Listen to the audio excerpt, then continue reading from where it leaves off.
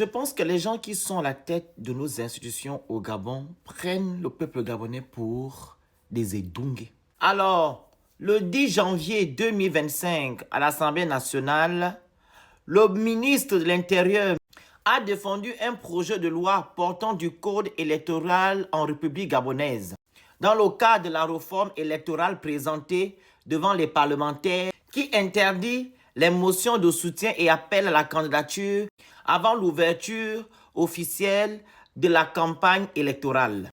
Et pour encadrer cela, le projet prévoit de créer une autorité de contrôle et de supervision des élections qui aura pour but de sanctionner toute tentative de contournement de cette interdiction. Mais à titre de rappel, le communiqué numéro 050 du CETRI sanctionnant l'utilisation abusive et de manière malveillante de l'image du président de la transition, M. Brice Oligui Nguema, par des partis politiques, des hommes politiques et des associations, a-t-il été respecté?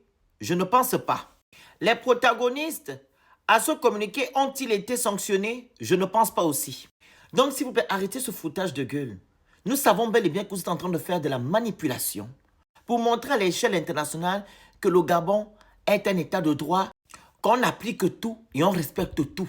Sachant que ça n'a jamais été le cas depuis l'arrivée du CETRI, qui était censé restaurer la dignité des Gabonais, restaurer les institutions, organiser les élections et remettre le pouvoir aux civils. Donc pour terminer, évitez de proposer ou de voter des lois qui ne vont que concerner des personnes qui ne soutiennent pas la politique d'Oligui.